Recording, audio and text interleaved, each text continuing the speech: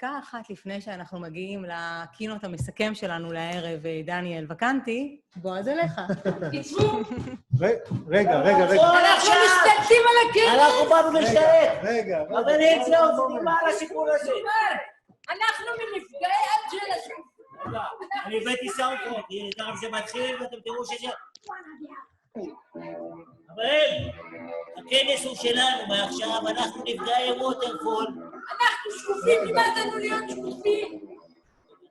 תקשיבו. אנחנו משתלטים ומעכשיו הכנס הוא בהבטחתנו. שותים ווטר ואני פול. It's very good, but נפילה. I'm sorry, you're late. מה שאתה אומר? It's the last session, you were late. אבל למה לא No, it's בודקים? okay. No, please.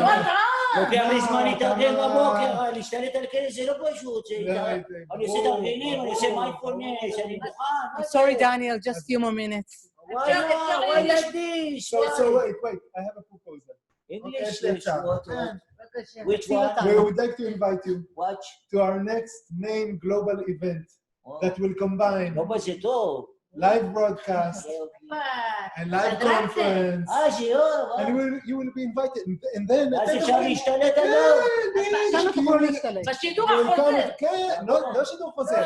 End of January. בסוף ינואר. מתי זה יוצא בעברית? End January. אין דוגלנו. Yes, end of January. End of January. אנחנו נבוא להשתלט. End of January. אנחנו נבוא בזמן. It's good. We will invite you. We will send you the mail. Keep in touch. So they are gone.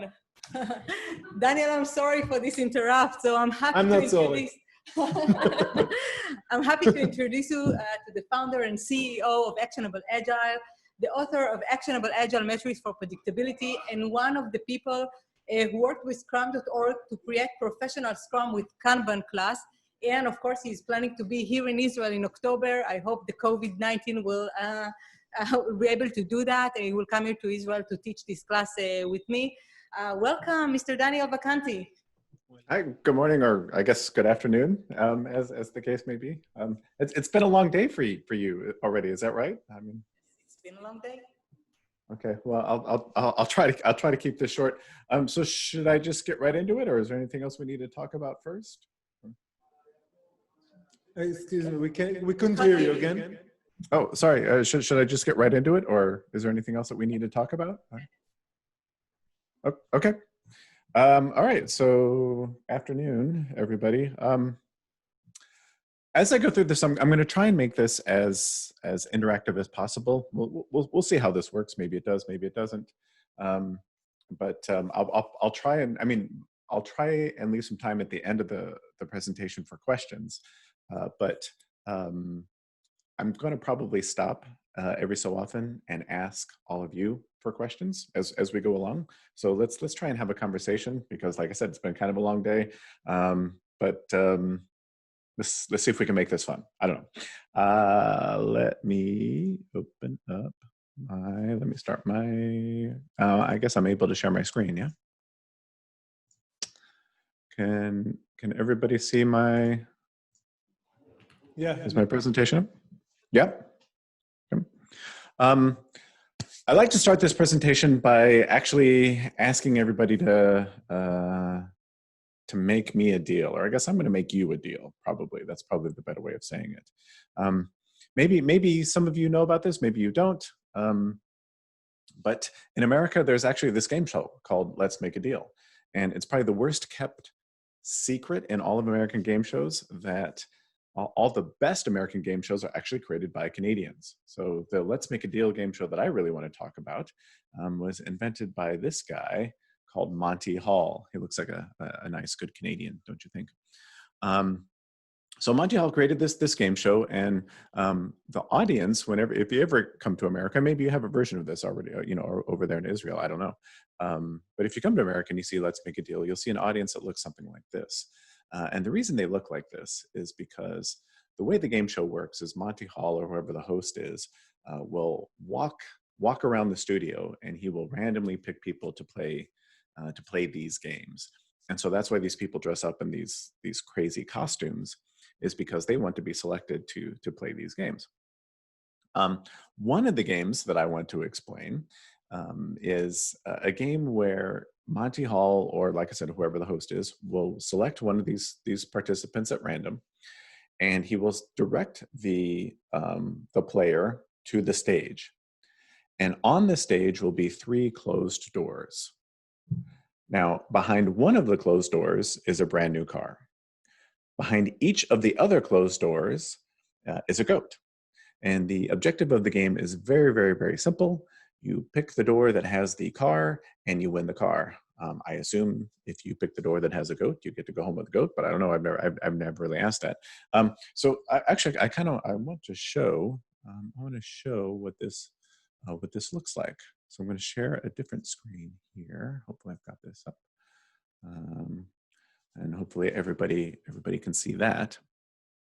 This is pretty much what the game looks like. So this is what I'd like to do. I'd like to just take a second and let's make a deal. Now, I'm going to play Monty Hall and I'm going to ask for a volunteer, but I'd like to be very clear about this. So like I said, some of you out there have maybe already seen this example before. So if you have seen this example, please do not spoil it for anybody else. So if there's anybody out there who has never played this game or never heard of Let's Make a Deal or anything like that, is there anybody who would like to volunteer to play this game with me? Hi, yes, hi. Okay, so I've picked door number 2. Okay, so yeah, all right. So you've picked door number 2. Yeah. What's going to happen whenever the contestant picks a door? What's going to happen is I'm going to show you, or in general, Monty Hall is going to show you one of the other doors. So you're going to see here in a second when I'm going to click on door number 2 here because that's the door that you picked. Okay. When I do that, either door number 1 or door number 3 is going to open, and it's going to show you a goat, right? So here, let's try this. So I click on door number 2, and you can see now I've revealed door number 1 where there is a goat, right? One of the goats. Yeah. So now here comes the Let's Make a Deal part of Let's Make a Deal. Given the fact that you've chosen door number 2, and given the fact that I have just revealed door number 1, that is the goat, I'm going to give you this one-time only opportunity to, if you want to, change your answer. So what do you do? What do you think is your best strategy? Do you well, you showed me door number 1, so it's a goat, so I have higher chances to have a car between 2 or 3. I think I'll keep 2 because nothing is going to affect my decision here. I just have more confidence in door number 2 now. Okay, good. Yeah. So excellent. So the rest of you out there in the audience, hopefully, if you can chat, hopefully you can. And again, only if you haven't played this before. What would you do if you were in Ariz's place? He picked door number 2. I showed him a goat. If you can just maybe in the chat window, say what would you switch? Would you stay? Do you think this is just a trick? What do you think you would do? Stay. Stay. So stay with 2. Got some switches, some stays. Nothing changed. Stay. Actually, the majority stays. Okay, good. So Aris, hopefully you can stay until the rest of the presentation. And I'll give you the answer at the end of the presentation, because if I give it to you now, then of course everybody will leave and they'll probably start their drinking for tonight. So if you can bear with me, I'll come back to you. Okay. Just a little bit later, and we'll talk about this. Okay. But the reason that I like to start with this presentation like this is because what Monty Hall is doing is he's essentially asking you to make a prediction. He's essentially asking you to make a forecast. You have to guess, where is this car? You don't know. There's a whole bunch of uncertainty here. You don't know where that brand new car is. You have to make a guess. And hopefully most of you heard, Ariz's reasoning when I showed him the goat and I asked him, hey, do you want to change? He's like, well, I got this new information, but and so that means that my chances for 2 and 3 have changed, but I think my chance for 2 and 3 is 50-50, so I'm just going to stick with door number 2. What's fascinating about that is whether people realize it or not, whenever you're asked to make a forecast about the future is full of uncertainty. which means that you have to start taking a probabilistic view of the world. Notice he started talking about chances, what was my chance when all doors were closed? What are chances now that only 2 or 3 there? He started thinking probabilistically. And this is the fundamental point of essentially this whole presentation, but of forecasting in general, is whenever you ask to make a forecast, you have to think probabilistically. Now, I'll talk in a minute what thinking probabilistically means. That's the good news. The bad news is that humans in general are very, very, very bad at thinking probabilistically. Our intuition will let us down more often than not whenever we're presented with uncertainty like this. So we'll come back to that here in just a second. So let's go on with the rest of the presentation. I'll try and get through this as quickly as possible. Hopefully everybody can see my screen again. So I really want to talk about probably the most common and potentially probably most cliched forecast that you're familiar with, and that is weather forecasting. And in particular, I want to talk about hurricane forecasting. We're coming up on hurricane season here, whether people know it or not. That's where Dan lives, by the way. So I live in South Florida. And once I moved here, you can imagine that in South Florida, between about June 1st to November 1st, we get these big storms that tend to, track toward Florida, called hurricanes. So once I moved down here, I became very, very, very interested in hurricane forecasting. This, by the way, is just a picture of my backyard, my first experience with a hurricane. The hurricane actually didn't hit land. It stayed about 100 miles off land, but you could see the winds were strong enough to blow down trees and blow down fences and things like that. So, but I don't want to talk about that hurricane. I want to talk about on October 22nd in 2012, there was a particular storm that formed in the southern Caribbean. And as everyone can imagine, whenever these storms form during hurricane season, the United States has a vested interest in tracking these storms as much as possible, because the United States wants to know, is this storm is it going to pose a threat to the citizens of America? So on October 22nd, 2012, a storm formed in the southern Caribbean, and maybe some of you have seen this, but we have an organization called the National Hurricane Center who tracks these storms, and whenever these storms form, they put out these types of forecasts. And you can see here on October 22nd, 2012, this was called Tropical Depression 18. Now you probably know that we name our storms, but this is so early in its formation that it didn't even have a name yet. It was called Tropical Depression 18. And this is the initial forecast for that. I'll get into what this means here in just a second. Now, that particular storm grew to become the largest hurricane ever seen in the Atlantic, certainly in recorded history, but as measured by diameter. So we're not talking about wind speed. This is the largest hurricane ever as measured by diameter. Does anybody happen to know its name? I don't know if people are able to chat a guess as to what the name is of this storm. Maybe Lucy, people are asking? No, it wasn't Lucy. Maybe you guys don't pay attention to hurricanes. I wouldn't blame you if you didn't play attention. I think I see in the chat Sandy. And that's believe it or not, that's actually a really, really, really good guess, because that's what it was. Hurricane Sandy. So the name of this hurricane was Hurricane Sandy. As I mentioned before, it was the largest hurricane ever.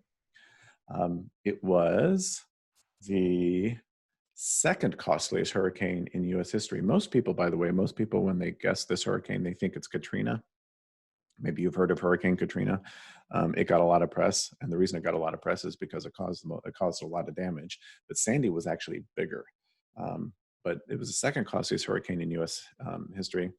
And Sandy affected 24 states. And of course, we can't forget our friends in Canada, with Pennsylvania, New York, and New Jersey suffering the most damage. 24 states.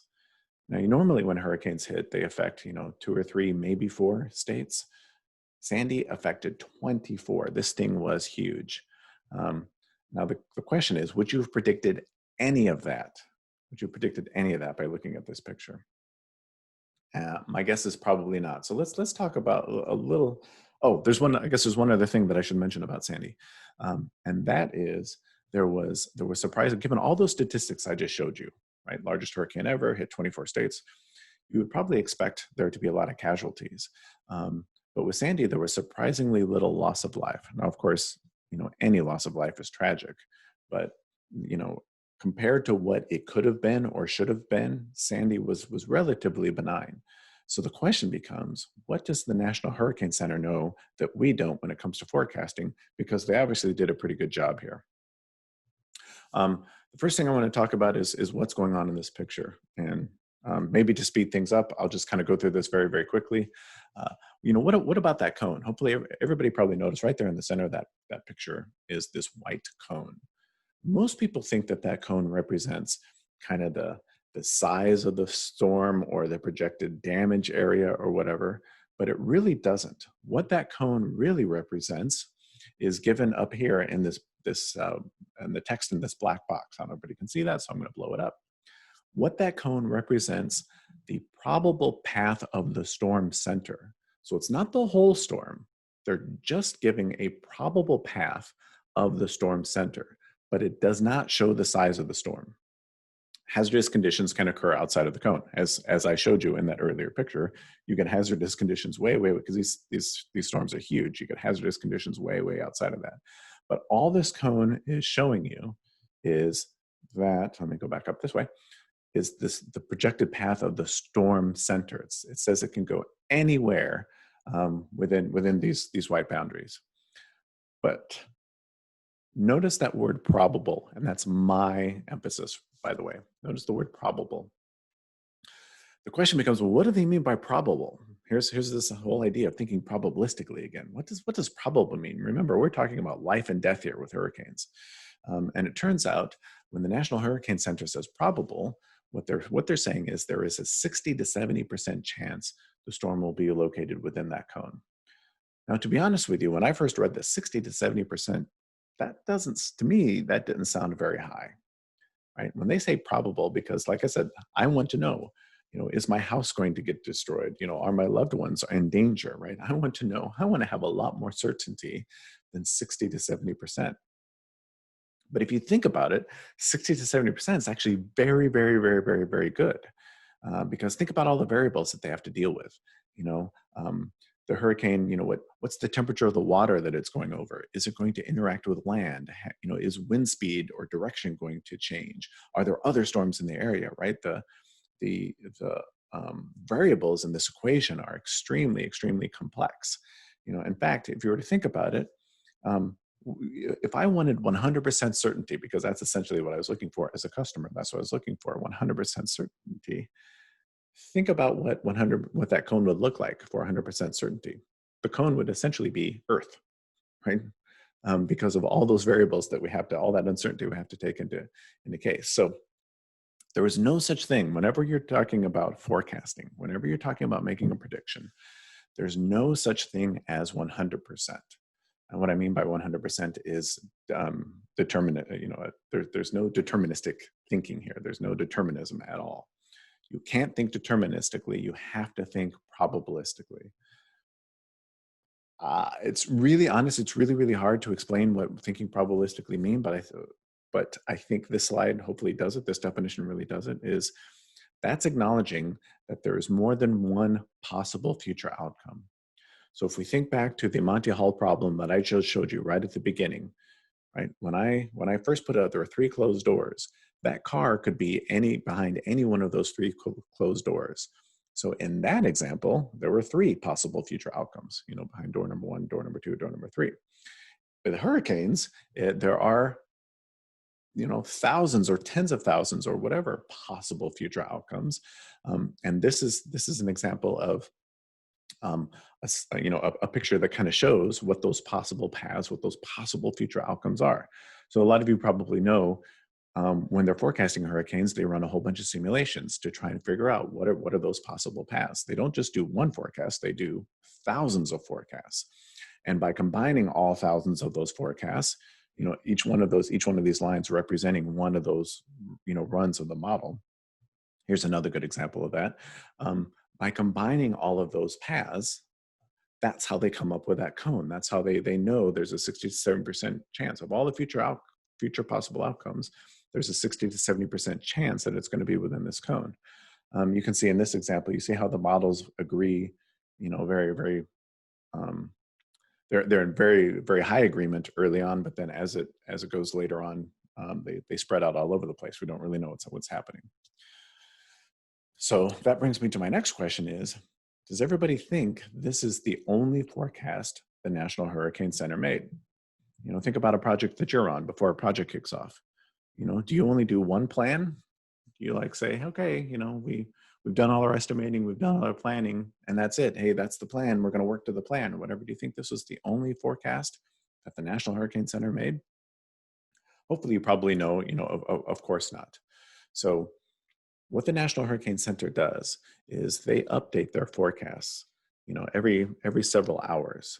As they get new information, they're going out there and they're updating their forecasts constantly. So you can see here, this is now, maybe you can't see here. If you look down at the bottom left part of the picture, hopefully everybody can see my mouse circling here. We now have a name. So this is 24 hours later. This is now Tuesday, October 23rd. We now have a name. It's called Tropical Storm Sandy. And you can see the National Hurricane Center updated their forecast. This is the new forecast for Sandy. Now, think about this. Let's say that you looked at this picture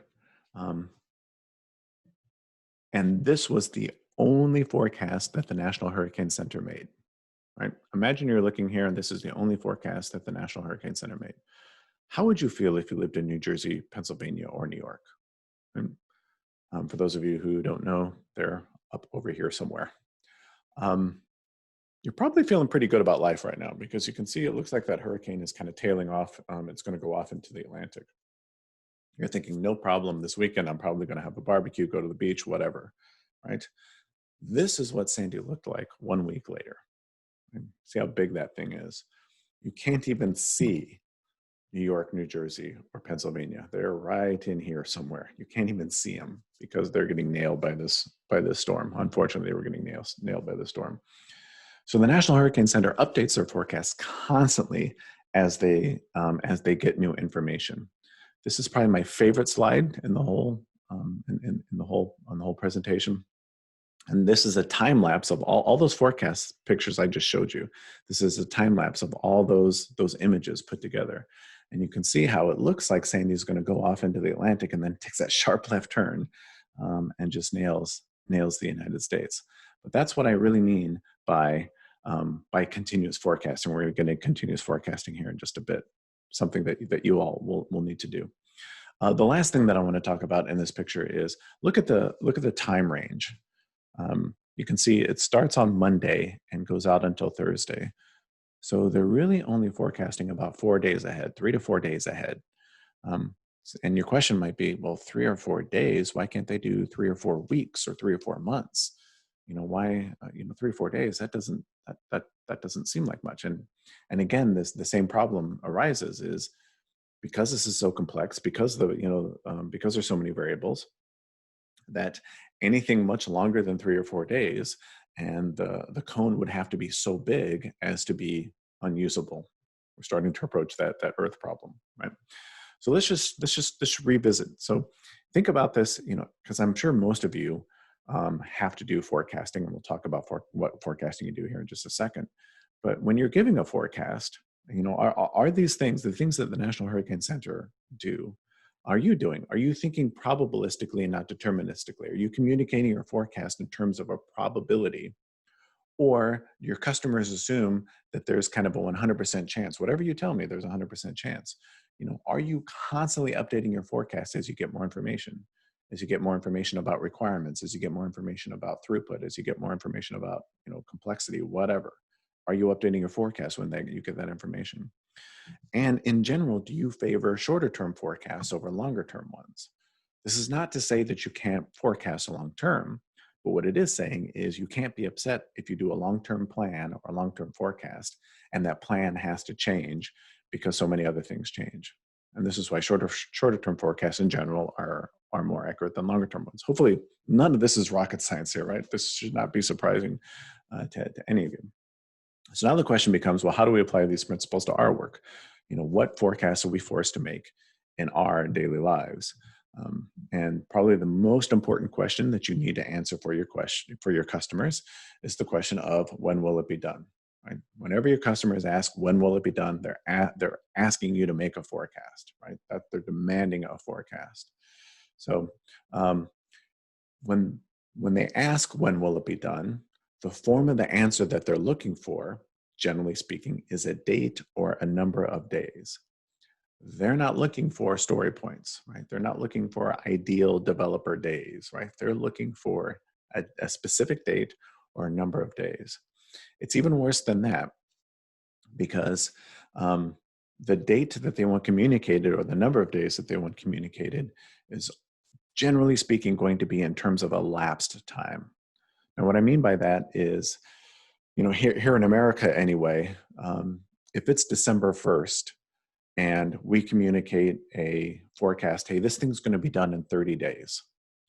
Most customers would say, well, it's December 1st, 30 days. They mean their expectation is I'm going to get this before the end of the year. They're not sitting there thinking, well, you know, the Christmas holiday is coming up and nobody really works over Christmas. And then of course the New Year's holiday is coming up and nobody really works over New Year's. And there are some weekends in there and nobody works over the weekends. So they say 30 days, but they really mean the middle of January, maybe even the end of January. I guarantee your customers are not thinking that way. When they hear 30 days, they're thinking calendar time, elapsed time. They're not thinking, by the way, in terms of story points or velocity. That's a whole other presentation if anybody wants to get into why story points and velocity are just wrong, dare I say even evil. I just think they've done a terrible disservice to the agile industry, but that's a whole different presentation. If anybody wants to talk about that, maybe I get invited back, maybe I don't. I don't know, we can talk about that. So when we say predictability, what we really mean is predictability is our ability, the accuracy with which we can answer when will it be done using the language of our customers, right? A date or number of days in terms of elapsed time. So how do we do that? Principle number one is think probabilistically and not deterministically. Well, what do we need to think probabilistically about? So let's go through a quick example here. Let's say that we've started a project. We've broken our project down into stories, and we've completed 12 stories in 1 week. So we've got this project, we've worked for a week, we've got 12 stories done. There are 120 stories left to complete in our backlog. When will our project be finished? You know, if you think about this classic project management speak, when would we communicate that this project would be finished? I'm kind of seeing some, I don't know if anybody's chatting this, but probably, I'm hoping, my guess is what you're doing is you're taking this 120, you're dividing it by 12, and you're saying, okay, well, this thing's going to be done in 10 weeks. There are several problems with the answer 10 weeks, right? Number one is that 10 weeks represents an average, right? You're saying, yeah, on average, you know, this thing's going to be done in 10 weeks. And there are at least two problems with answering based on an average. And I'll get to those in a second, but your homework for this presentation, if anybody wants to know, is if there's one book probably that you should read that talks about how to do forecasting, how to communicate forecasts, how to understand uncertainty. It's this book called The Flaw of Averages by Dr. Sam Savage. And the good news is that you really only have to read the first half of this book. You don't have to read the whole thing. But in it, he details how most forecasts are given in terms of averages. And an average is a terrible way to look at the world because number one, the basic premise of this book is plans based on average fail on average. Right? So plans based on average fail on average. They also technically succeed on average, but if you're in that 10-week scenario, you only have at best a 50% chance of being right there, right? That's your customers, if they knew that, probably wouldn't be that happy. The other problem with averages, as I just mentioned, is there's no communication of risk. So when I say that 10 weeks, if I were to tell my customer 10 weeks, remember in their mind, they're thinking, oh, this thing's exactly 10 weeks. These people know what they're talking about. They're thinking exactly 10 weeks. If they knew that 10 weeks was really only a 50% chance, I had really only a 50% chance of happening, they might think differently. Right? And that's where this comes into play. So when I said thinking probabilistically, that cone represents that 60 to 70% chance of us being right. So they've given, the National Hurricane Center has given us a range. That cone is the range of possible outcomes and a probability associated with those probable outcomes. 60 to 70% chance it's going to be within this cone. So obviously that means any forecast that you give should contain the range of possible outcomes and a probability associated with each, right? And this is, one way, one method that we can use to figure out, hey, okay, so what is that probability? What is our way of understanding what that probability is something called Monte Carlo simulation. And unfortunately, I'm not going to be able to go into Monte Carlo simulation in any detail at all in this presentation. But what's interesting is this is what brings us back to our Monte Hall problem. So if we talk about Monte Hall to Monte Carlo, I'm going to go back to Monte Hall. Hopefully Erez is still there and we can get him back. Yeah, I'm here. Talking. Okay, good. We're going to go back to this. Erez. Okay, so remember when last we left, I had asked you to pick a door. You picked door number 2. When you picked door number 2, I then revealed door number 1 to you, and I said, "Hey, let's make a deal. Do you want to change or do you want to switch?" And you said, "You know what, Dan? I'm gonna stick with my first answer, door number 2." So I'm gonna give you. I said I was only going to give you one chance, but I'm going to give you another opportunity here if you want to, right? Do you want to still stick with door number 2, given everything that we just talked about? Do you still want to stick with door number 2, or do you want to move to door number 3? Well, can I run some small Monte Carlo simulation before, or I need to give a straight answer? Yeah. Well, so it's interesting that you say that. How would you run the Monte Carlo simulation? What would you do? I don't know. Maybe on past experience of picking those doors or things that happened in the past and trying to understand the probability they will happen. Perfect. So obviously we don't have an ability to do that right now. So what do you think? Do you want to stick with door number 2, or do you want to switch? I'll stick with door number 2 because you're going to stick with door. Okay. I'll switch to 3 and it will be 2. So I'll stick with. Perfect. All right. So from emotional side, yeah. Exactly. Well, that's the exact problem with thinking probabilistically, is because people start thinking emotionally about this. Okay, so I'm going to click on door number 2 again, and you can see that you actually won the car, right? That's the good news. The bad news is you got pretty lucky, right? And so when I asked you, how might you run a Monte Carlo simulation? And you said, well, you know what, let's just play the game over and over and over again and track the results. And that's exactly what this website does, right? So let's take a simpler example before we get into this. Let's take a simpler example. Like, if you flip a coin, hopefully it's a fair coin. If you flip a coin, heads or tails, everybody probably knows, well, you have a 50% chance of it coming up heads. If I were to say, hey, what's my chance of it coming up heads? You would say 50%, because there are 2 possible outcomes, and heads is one of those possible outcomes. But if you didn't believe that math, or for whatever reason you couldn't calculate it, or it was too hard to calculate, what you would do is you would just flip the coin over and over and over again, and you would just track the results.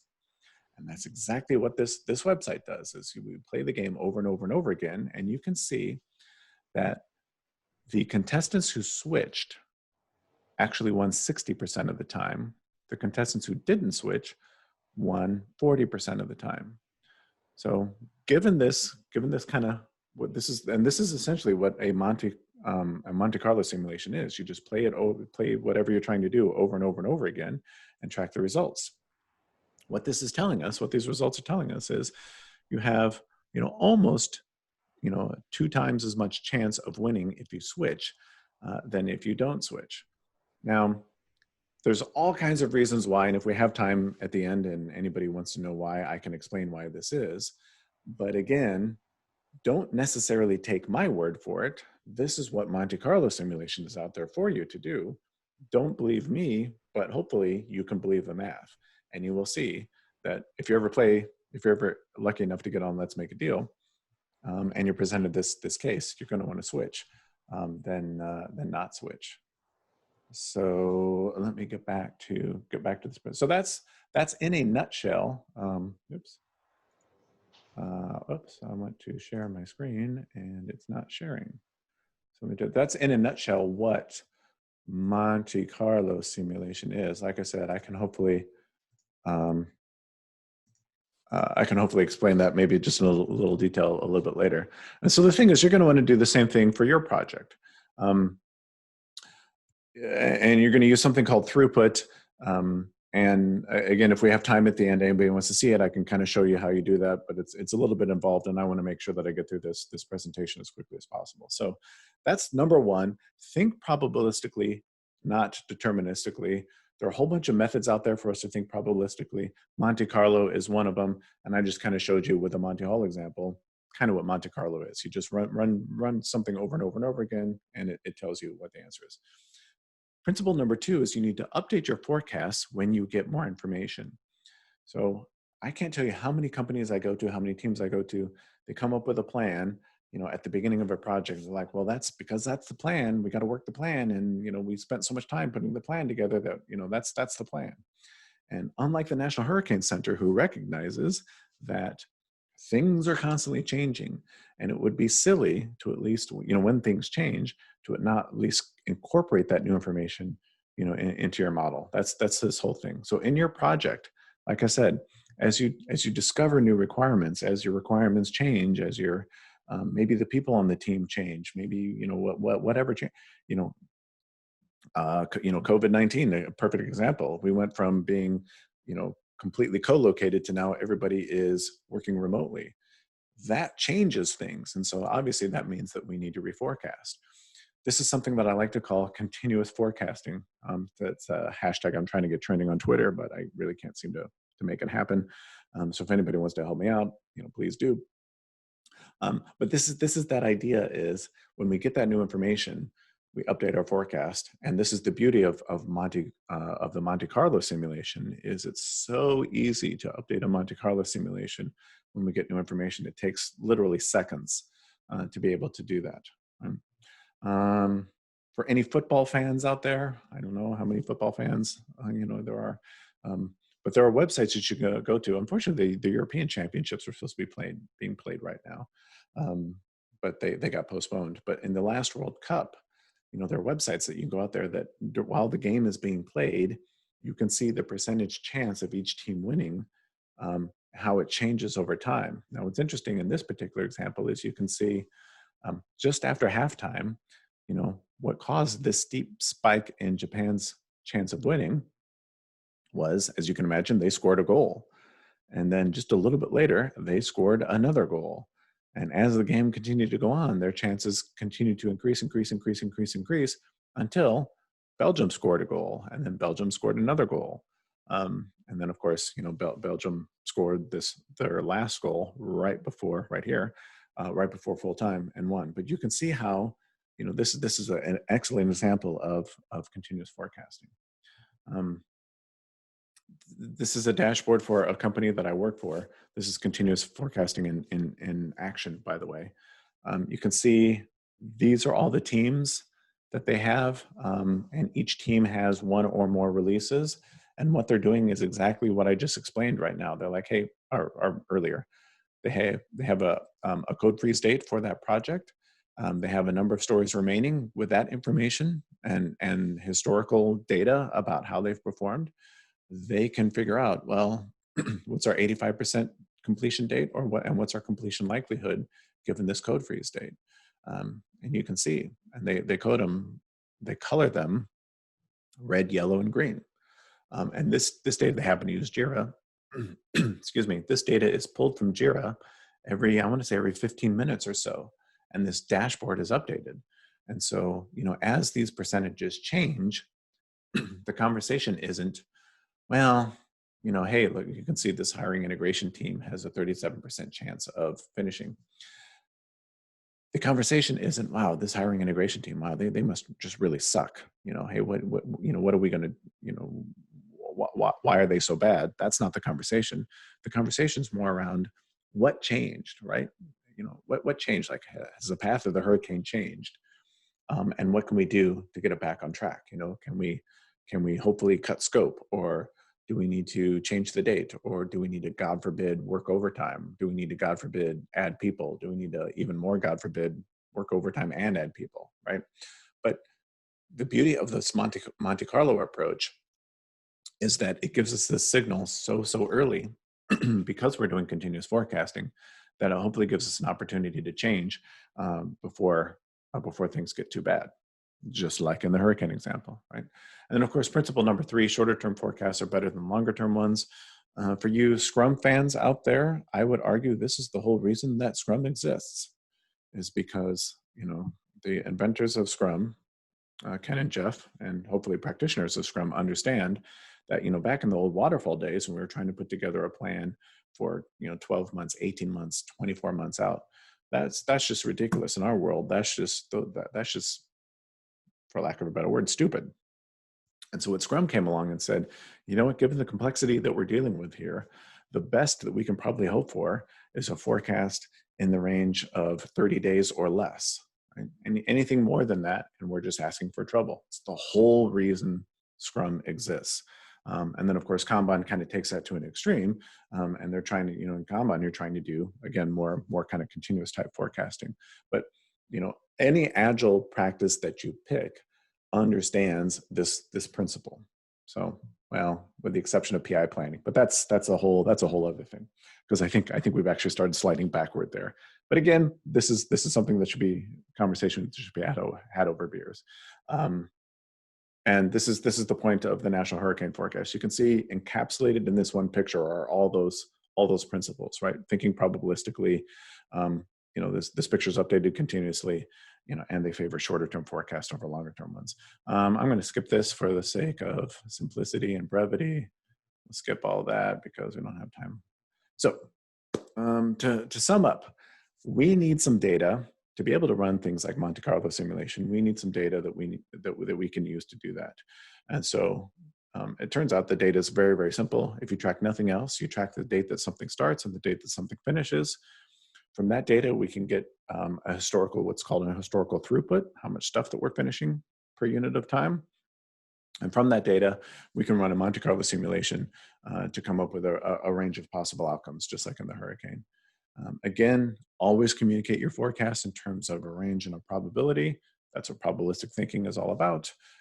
Update your forecast as you get more information, and favor short-term forecasts over longer-term ones. These are just basic fundamental principles. If you find yourself getting into forecasting, these are things that you have to pay attention to. That's just the way that it is. But this is probably the most important thing.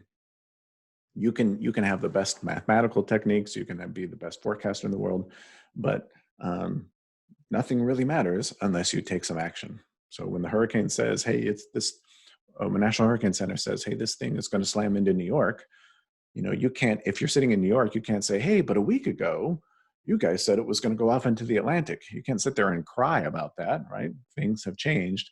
Now we have to take action. 2 books by the world's best author on these topics. A book called When Will It Be Done? And Actionable Agile Metrics for Predictability. Shameless plug for those books. There's also that dashboard I showed you. If you Google, it's on InfoQ. So if you Google Ultimate Kanban InfoQ, you will be able to find that and read about that case study in a little bit more detail. Hopefully I've gone through this quick enough, and I can pause now for some questions if there are any questions. We're running. Hi. So we're running a little bit out of time, Daniel. So Okay. first to thank you for joining us so early in your morning. Predictability is indeed one of the most painful areas for our customers, And I think your talk was inspiring, and I hope that our customer will be able to look at predictability in a little differently than they look at it until now. I predicted 100% that your talk will be fascinating. So thank you very much. And we hope to see you here in Israel for the Professionals Come with Kanban, where we talk more about predictability, more details, and the Monte Carlo and so on. I hope so too. So yeah, thank you everybody for coming. Thank you for the invitation to be here. Thank you to the organizers. I hope everybody has a great day and a great week.